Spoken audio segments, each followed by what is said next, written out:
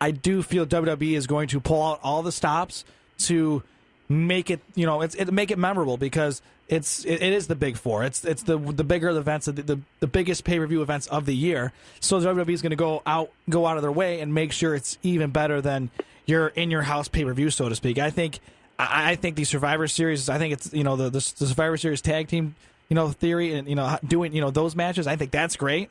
I enjoy that. A world title for me does not make a pay-per-view.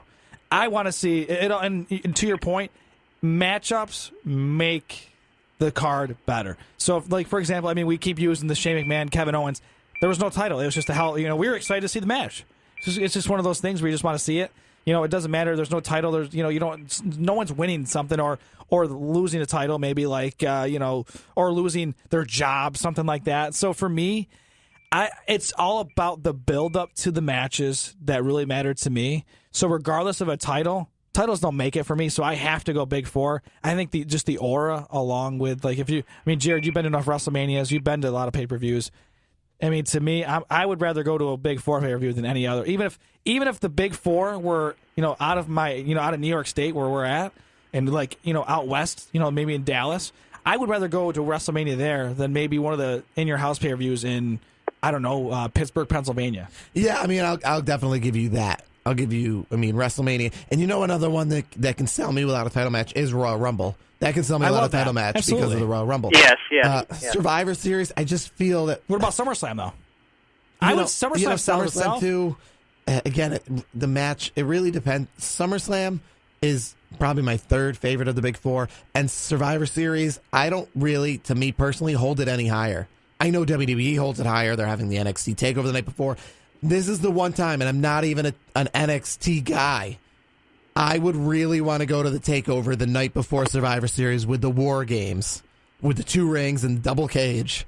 It's going to be good. That's going to be fun. But I will tell you right now, the Survivor Series, WWE is going to pull out all the stops. So regardless, it's going to be a hell of a show, and I still think it's going to be better than the NXT War Games, to be honest with you. I do feel that. I love NXT. This is the one time I'm looking forward to the NXT. Normally I skip them or I watch them really quick the night before, right before one of the pay-per-views, like before WrestleMania, before the Royal Rumble. But I'm going to try to watch There's a lot of TakeOver as it happens. I'm not going to say I'm religiously watching NXT. I'll get, when I get to it, I get to it. I'll watch sometimes 2 weeks at a time because they are pre-taped anyways. So I'll get to them when I get to them just to see what's going on, just to know where the storylines are going and who's hot and who's not, so to speak. So I know, I get a barometer of, okay, this guy's probably on his way up, or this girl's on her way up to the getting called up.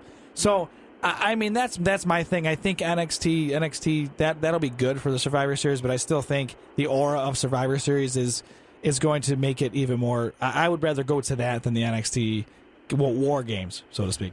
All right, moving on. Speaking of paying and watching things, I was originally going to make this like the first question about attending the event, but let's use pay-per-view dollars. What is the amount on pay-per-view you would pay to see CM Punk next MMA fight? He's currently training for his second MMA fight. Opponent, organization, all that to be determined. What is the most you would pay to see him fight? I'm not paying a dime because he robbed the fans. I don't think he robbed the fans in the sense that was awful. He should not be in the octagon. He needs to get his rear end back to WWE. He was awful. The guy that Mickey Gall, Paul, am I right? Mickey Gall. Yeah. He's a nobody and made himself look like he's the best fighter in the world because CM Punk is just not equipped to be in the octagon. He can't be in there with professional fighters. Brock Lesnar can he's at least been there, done that. CM Punk, I'm not paying a damn thing for it because to me, he's not going to give me what I want, my money's worth anyway. So why the hell would I pay for it? Let me ask you, Paul, because you're probably going to say nothing as well. If you were UFC, do you think you owe it to the fans if you were going to put them on the card to put them on a prelim card for free, or put them on fight night? Put them on the main card. Put them on fight night, right? Fight night on Saturday night, like not like a Fox Sports, like a free one. I would do that. Yes, I hear what you're saying, but. No, the UFC is too smart. Okay, and this is a bad example, and I already prefaced this. I'm the biggest Ronda Rousey fan on planet Earth. I have her book.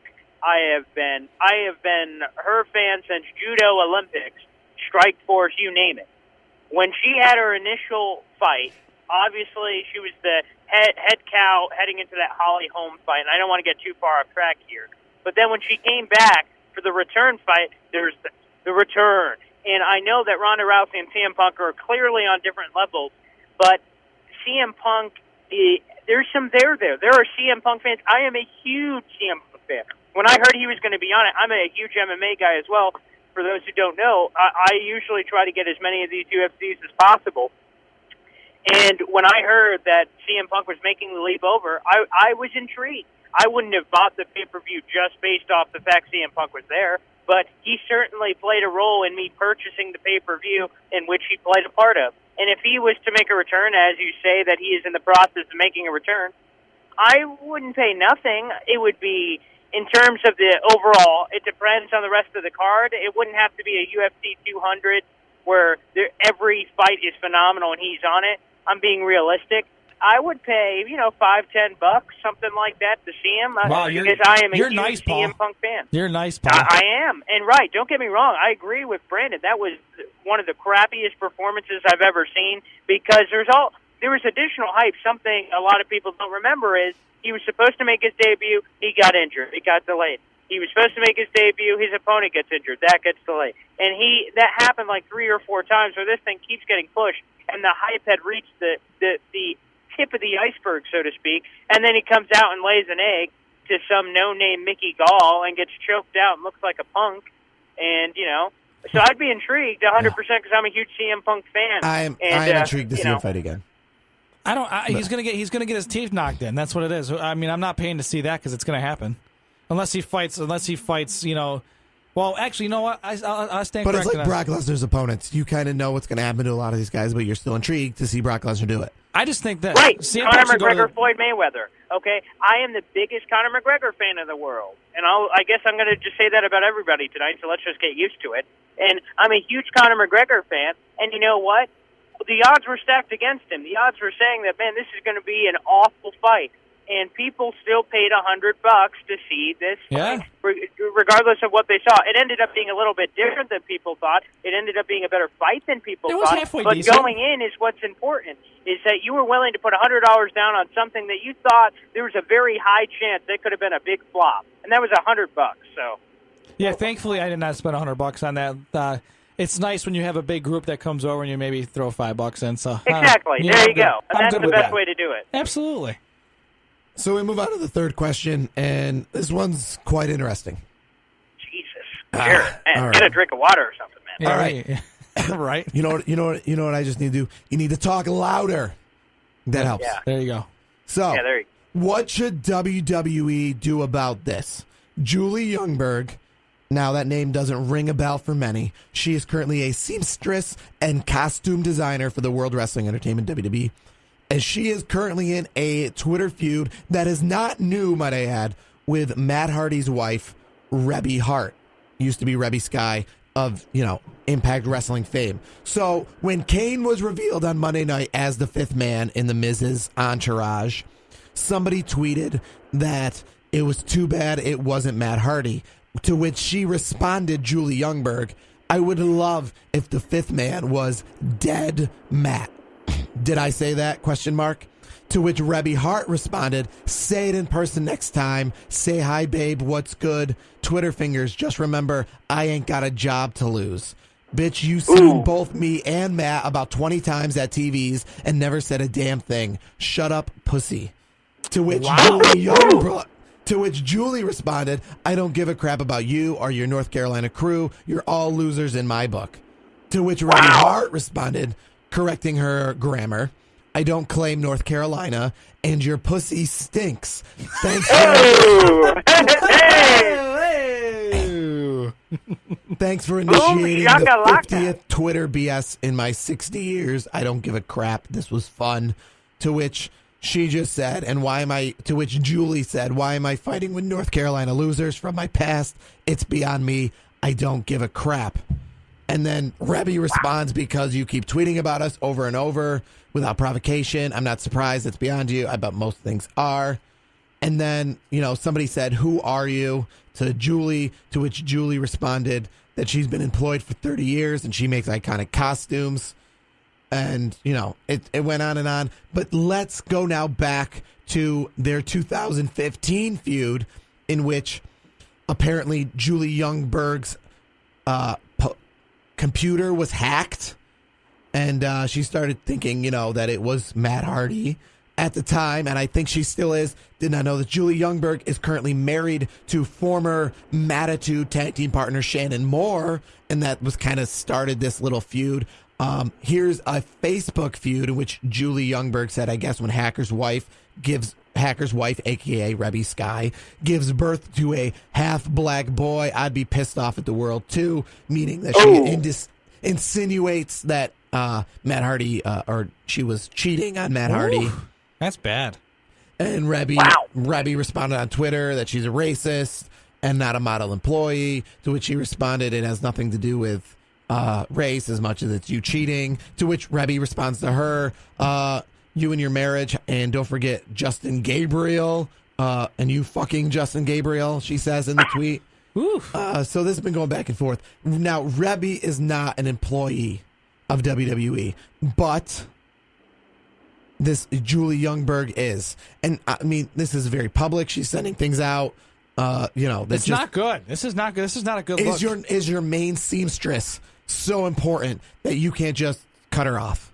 That you can't say, replace get her. out. Right. Yeah, I mean that to me that's in a public eye. I mean, if it was obviously a private conversation, we're not talking about it, So WWE obviously sees the same thing we're seeing. She's dissing talent, television. A nobody about. This is a cameraman that nobody knows dissing television talent. To me, she needs to be. Vince McMahon needs to walk up to her and say, "He's fired people for way less. You're fired." So done. But she got away. But look at the 2015 rant she had. I know. Got away with it then. Obviously, the Hardys weren't WWE property then, so maybe that was different. Maybe that was she's sticking up for Team WWE. Yeah, but now the Hardys are employees. Yeah. That's a whole different avenue. And the thing is, it's on Twitter. It's all over the place. That's the big thing. If it wasn't a private setting, we're not talking about it. But it's on Twitter. It's on social media. Guess what? WWE sees the same thing we're looking at. So guess what? They need to make a move on this. I mean, there's no slap on the wrist. Like you can't have like a volatile locker room too, because she's back there, back there with with the crew. So it's that makes things awkward. So what if Matt's there and they're like, you don't want issues there. You want fights to break out. You want it to be a good work environment. So I think she's creating a hostile work environment. So I think Julie Youngberg.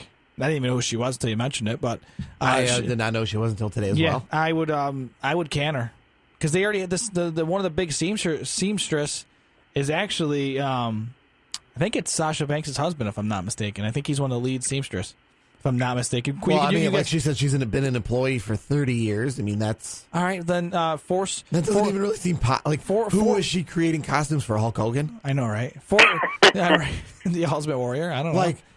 Like going back 30 years, I mean, has she really been? I didn't even know that because costumes have changed so much from 1984 to 2017. You know what I would do, So it's Jarod? really quite crazy. Well, she really adapts. Yeah, she's adapted. I will say this: maybe you just give her a nice fat check and say severance package. We're going to kind of brush it under the rug. You're going to retire early. If you've been there 30 years, you've been a long-term employee. We appreciate all your work. Seniority, We'll cut you a check, and you're done. So that's it. Here's my thing. So she's been an employee for 30 years. That means that she's not 25 years old.